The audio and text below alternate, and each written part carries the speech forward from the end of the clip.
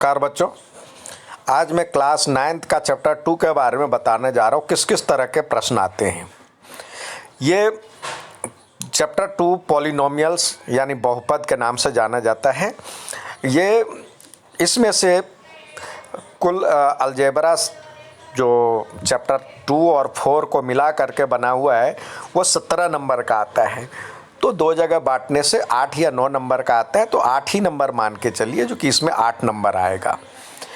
अब हम बात करते हैं इसमें किस किस तरह के सवाल आते हैं और क्या क्या बेसिक जानकारियां हैं। तो इसमें जो जानकारियां हैं,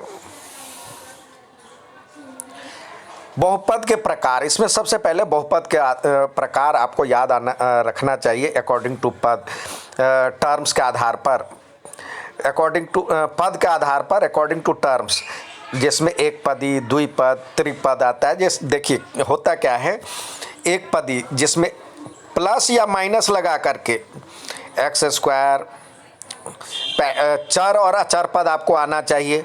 चर जो होता है जिसका मान हमें मालूम नहीं होता, चर यानी चेंजेबल वेरिएबल कहते हैं, जिसका मान हर जगह बदलता रहता है। और y का मान, z का मान, ज़्यादातर जो अल्फ़ाबेट ये सब लिया गया जाता है या चिन्ह लिया जाता है उसका मान बदलता जाता है, लेकिन नंबर का मान, पाई का मान कभी बदलता नहीं, हर जगह एक ही जैसा रहता है। तो वो कांस्टेंट टर्म यानी अचर पद कहलाता है। और चेंजेबल यानी इसमें ये अचर पद है। तो आपको कितने चर और कितने अचर कहता है, यदि कहेगा जो कि दो चर वाले तो x प्लस वाई, ये दो चर हो गया, या y प्लस जेड।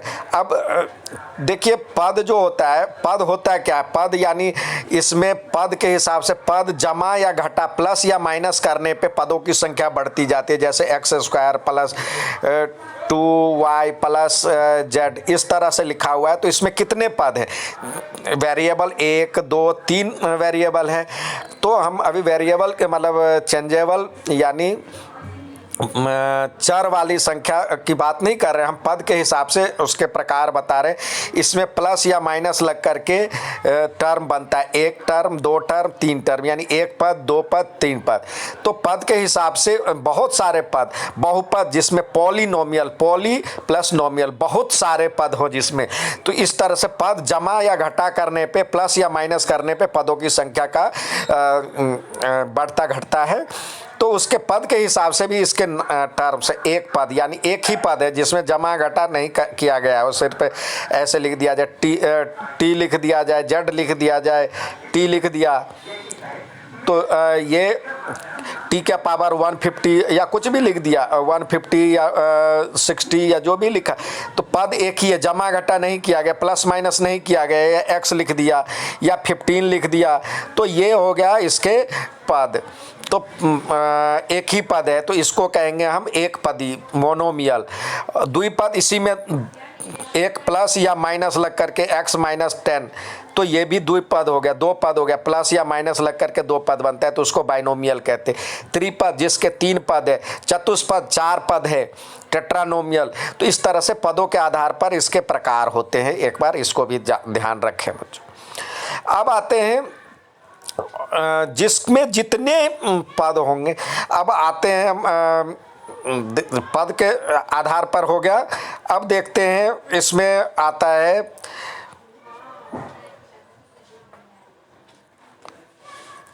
घात के आधार पर, अकॉर्डिंग टू एक्सपोनेंट। एक्सपोनेंट क्या होता है, जैसे x का पावर 2 है, x का पावर 5 है, तो जितने, तो उस हिसाब से नाम दिया जाता है। यदि घात होता है क्या, पूरे जैसे एक्स स्क्वायर प्लस 2, तो हाईएस्ट घात जो होता है, हाईएस्ट एक्सपोनेंट उस पूरे का जो है पूरे इक्वेशन या पॉलिनोमियल का घात कहलाता है। तो ये सबसे हाईएस्ट 2 है, तो ये इस तरह से इसके घात होते हैं।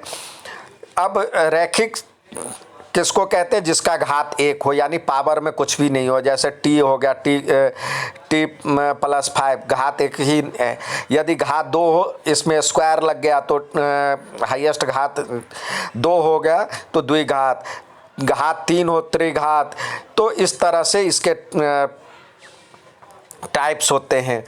अब पूछा जाता है जो कि किसी इक्वेशन का घात या x 10 प्लस x का 7 प्लस x, तो इसमें इसका घात कितना है। तो घात आप देखेंगे जिसका जो हाईएस्ट होगा वो इसका घात कहलाएगा, जिसका हाईएस्ट एक्सपोनेंट होगा, जिसके हाईएस्ट घात होंगे तो उस पूरे बहुपद का घात वही कहलाएगा। तो ये इसके घात 10 कहलाएंगे। इस तरह से भी इक्वेशन आता है, प्रश्न आता है जो कि दिए गए समीकरण के घात बताइए, या इसके जो कितने घात हैं या कितने एक्सपोनेंट हैं और कितने शून्यक होंगे। जिसका घात जितना होगा उतने ही शून्यक होंगे। यदि x का घात 10 है तो 10 इसके शून्यक होंगे। तो ये भी पूछा जाता है, तो इसके भी ध्यान रखें, इसको भी ध्यान रखें। अब कुछ जो आपको फॉर्मूला है वो याद रखने की ज़रूरत है। सर्वसम्मिकाएँ जो दिया हुआ है, x प्लस वाई का whole square, x square plus y square plus 2xy, x minus y का whole square, x minus y square, x minus y का whole square, x square plus y square minus 2xy। इसी तरह x plus y, x minus y, तो x square minus y square, x plus a, x minus a. इस ये 8 सर्वसम्मिकाएँ हैं, इसको याद करने की ज़रूरत है। तो ये एक बार बढ़िया से याद कर ले तो इससे संबंधित सवाल आपके बन जाएंगे। ये 8 सर्वसम्मिकाएँ हैं, 8 सर्वसम्मिकाओं को आपको याद रखना है। एक बार इसको ज़रूर देखें और पढ़ने का कोशिश करें। ये टोटल यहाँ पे भी लिखा हुआ है, ये सर्वसम्मिकाएँ हैं, 8 सर्वसम्मिकाएँ हैं, उसको आप याद रखें। 10 सर्वसम्मिकाएँ हैं इसमें टोटल। यहाँ पे ये जो है ये विशेष रूप से ज़्यादातर प्रूफ करने के लिए दिया जाता है। ये फार्मूला भी है। टोटल जो सर्वसम्मिकाएँ 1 2 3 4 5 6 7 8 9 10 सर्वसम्मिकाएँ हैं। 10 सर्वसम्मिकाओं को पूरे को याद रखेंगे तो इससे संबंधित बहुत ज़्यादा सवाल बन जाएगा। और बार बार उसको दीवार पे रख करके बार बार यदि दोहराएंगे तो 2 से 3 दिनों में आपको याद हो जाएगा और ये आगे भी काम आएगा। अब आते हैं, एक और सवाल आता है, इस तरह से आता है, पी एक्स बराबर कोई इक्वेशन दे दिया जाएगा, पी का मान कुछ दे दिया जाएगा, कहेगा इसका मान निकाले। तो जहाँ पे एक्स है यहाँ पे देखिए अंदर जो चीज़ दिया हुआ है उसके स्थान पर ये चीज़ पुट करना है और फिर वैल्यू निकालना है। यानी 2 का पावर 2 हो जाएगा, -5 × 2 हो जाएगा। यहाँ पे कुछ नहीं है तो मल्टीप्लाई है, 5 × 2 + 3। तो इस तरह से समीकरण का हल करना आ सकता है, तो ये भी ध्यान रखेंगे। और आता है इस तरह का समीकरण भी आता है, यदि आपको कहा जाए कि इसका हल दिया जाएगा। एक हल ये है तो इस तरह से इसमें के डाल देगा, अननोन चीज़ डाल देगा, कहेगा उसका मान निकालिए। तो एक्स के स्थान पे ये डालने के बाद के का मान मतलब ये जो 0 हो जाएगा तो के का मान निकालना है। या कह दिया जाएगा जो कि इसका शून्य दिए गए समीकरण का शून्यक ये है, यानी उसका जो है 0 ये है, यानी वो रखने पे 0 हो जाता है। इसका दे दिया जाए, यही दे दिया जाएगा एक्स का शून्यक ये है, तो ये रखने पे ये इसका पी एक्स का मान 0 हो जाएगा। कहेगा इसका शून्यक है कि नहीं है, ये भी पता करने के लिए देखना है। तो ये रखने पे यदि इसका मान दिए गए समीकरण का मान जैसे दे दिया जाए 2x स्क्वायर + 5x + 3, इसका शून्यक दे दिया जाए 3 है कि नहीं है, तो x के बदले 3 रख करके देखेंगे। यदि 0 आ रहा है तो शून्यक है, यदि 0 नहीं आ रहा है तो शून्यक नहीं है। तो इस तरह के भी सवाल आ सकते हैं। मतलब कोई इक्वेशन दे दिया जाएगा, इक्वेशन में कहेगा जो कि ये 0 है कि नहीं है, यानी वो पुट करने पे 0 यदि हो रहा है तो उसका शून्यक है, यदि नहीं है तो नहीं है। अब आता है एक और समीकरण आता है, इस तरह के भी समीकरण कई बार आता है और बच्चे कंफ्यूज हो जाते हैं, बड़ा देख करके ही छोड़ देते।